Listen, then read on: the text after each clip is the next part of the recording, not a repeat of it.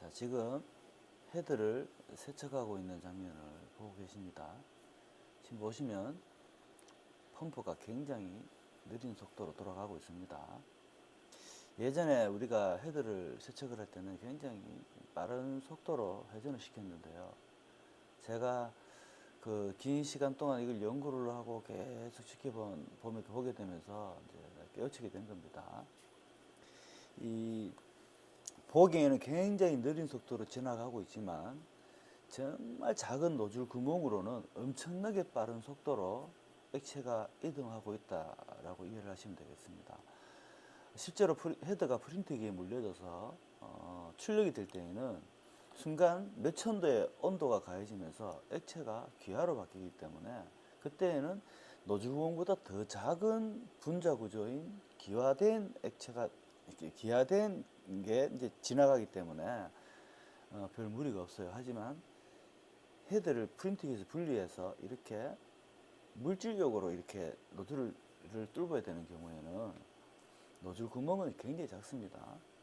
여러분들이 왜 굵은 무로수에 이 관이 굵으면은 굉장히 느린 속도로 액체가 지나가고요. 관을 점점 작게 하면은 지나가는 속도가 굉장히 빨라지는데 이 노즐 구멍은 굉장히 작아요. 그래서 이렇게 천천히 이렇게 이동을 하고 있지만 노즐 구멍에서는 엄청난 속도로 지나가고 있는 거예요. 그래서 노즐 구멍과 비례하는 속도로 펌프를 돌려줘야 되는데 제가 가장 적절한 속도를 찾은 게 이 속도인 것 같아요. 이 속도로 회전을 하는데 어차피 노즐 구멍은 노즐보다 더 큰 물질은 통과를 못합니다. 그래서 이 속에 들어있는 CS2를 가져다가 사용을 하고 이 노즐에서 통과해서 나왔는 유기체는 폐수로 가는 게 아니라 다시 이 속으로 들어가는 거죠. 그래서 여기 보시면은 급수와 배수관이 외부의 폐수통과 정수통으로 연결되는 게 아니라 이 수조로 다 연결이 되어 있어요. 이렇게 해서 굉장히 느린 속도로 회전을 시키는데 이 방식이 예전 종전의 방식보다는 노즐이 세척되고 막힌 노즐을 뚫거나 오염된 메쉬를 세척되는 시간은 좀 느리지만 굉장히 안정적이고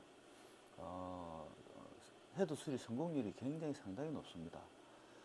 이걸 어차피 자동으로 이걸 구현하기 때문에 이렇게 계속 돌려놓으시면 돼요. 돌려놓고 통상적으로. 그러니까 우리가 필드에서 사용을 하다가 인쇄 품질에 문제가 있는 것들은 그 한 색깔만 세척을 하시면 돼요. 그거는 헤드를 엄연히 말하면 뚫는 게 아니라 세척한다고 보시면 돼요. 그거는 그냥 한 개 색깔만 물려놓고 그냥 잠깐 돌리시면 그냥 세척 끝납니다.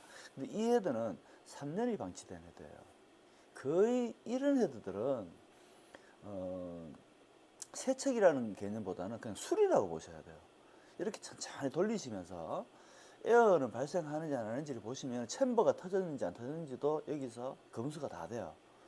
에어 챔버가 터지진 않았는지 뭐 전체적인 거를 점검을 다 하면서 이 노즐 속에 들어있는 굳어있는 이 유기체들을 완전히 물성으로 바꿔가지고 이 안에서 계속 회전시키는 거예요. 이렇게 해서 저녁에 퇴근하실 때 이렇게 물려 놓으시고요. 아침에 딱 출근해가지고 싹 다 비워내시고 깨끗한 물로 한 바퀴만 회전시켜 주시면 이 헤드 수리는 끝이 나는 겁니다.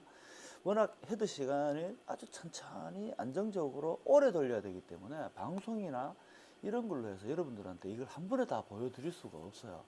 그래서 제가 정확하게 사용하는 방법들을 운영하는 방법을 정확하게 잘 정리를 해가지고 제가 그 사용법을 정리를 해서, 그러니까 헤드가 이런 경우에는 어떻게 수리를 하고 이런 경우는 어떻게 세척을 하고 이런 것들을 매뉴얼화 시켜가지고 정리를 해가지고 하나하나 영상에 제가 담아서 올려드리도록 하겠습니다. 기존2는 기존 1과 다르게 제가 헤드 수리를 이제 굉장히 다년 동안 해오면서 나름대로 생긴 노하우를 이렇게 집약시켜 놓은 거예요. 여러분, 이게 천천히 돌지만 노즐이 막힌 정도는 다 다릅니다. 정말 심하게 막힌 노즐이라면은 천천히 돌아도 막혀 있으면은 못 지나가잖아요. 그러면은 이 압력은 이 노즐을 통과하는 게 아니라 그 압력은 이 수조에 있는 이 물이 그냥 그대로 이 노즐을 거치지 않고 그냥 이 안에서 회전합니다. 이렇게 회전하다가 노즐이 뚫리면은 이 노즐을 통과해서 일로 지나가는 거예요. 그 기능이 기선투 속에 들어 있습니다. 다시 말해서 얘를 만약에 이 바깥에다 연결해 놓으시면은요, 이 안에 있는 물 수위가 변화가 와요. 왜? 폐수로 이걸 빼내는데도 불구하고 이 여기에 있는 양이 줄거나 늘거나 한다는 소리가 뭐냐? 얘를 거치지 않고 이 속에서 압력이 분산해서 나눠진다는 겁니다.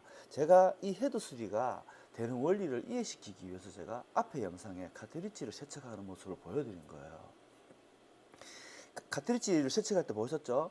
여기를 거치지 않고 여기가 그냥 세척이 되는 거. 마찬가지로 얘가 지금 천천히 돌지만 노즐이 막힌 정도가 틀리지만 나중에는 어떻게 되느냐? 노즐이 다 뚫리게 되면은요, 노즐을 통과하는 양의 유기체가 더 많아집니다.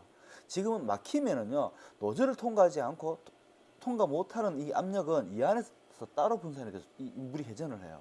여기서 회전을 하다가 노즐이 뚫리면 뚫릴수록 이 관을 통과해서 이 전체적으로 돌게 되는 겁니다. 이렇게 해서 그냥 계속 돌려 놓으시면 돼요. 이렇게 돌리시면은 그냥 이제 아침에 딱 출근해서 보시면은 지금 이렇게 처음에는 안에 막 에어도 막 차가 있고 이래 있던 것들이 나중에는 순수한 100% 이렇게 액체가 다 차가 있어요. 이 정도 되면은 거의 노즐이 수리가 됐다고 보시면 돼요. 그러면은 어떻게 하느냐? 이 돌았을 때 펌프에 조금만 부하가 걸려도 탁 치는 소리가 나요. 이게 뭐냐? 노즐이 아직 막혀 있다는 뜻이거든요. 그런데 노즐로 아주 느린 속도로 이렇게 정상적으로 펌프가 안정적으로 돌아가고 있다는 거는 노즐도 뚫렸다고 이제 생각하시면 돼요. 그러면은 깨끗하게 맑은 물로 다 세척해내시고 이거를 프린트기에 물려보시면 수리가 거의 마무리되어 있을 겁니다. 근데 만약에 에어가 계속 발생한다면은 이 펌프는 안정적으로 돌아가는데 에어가 계속 발생한다면 챔버 터진 거예요. 그러면 챔버 수리하시고 만약에 막이 크랙이 났다면 그 헤드는 수리가 안 되는 겁니다. 수리를 포기하시면 되는 거고요. 그렇게 정리를 하시면 되는 겁니다. 자, 다음 시간에는 이렇게 수리된 헤드를 깨끗하게 세척을 해내는 과정을 촬영을 해서 올려드리도록 하겠습니다. 이상입니다.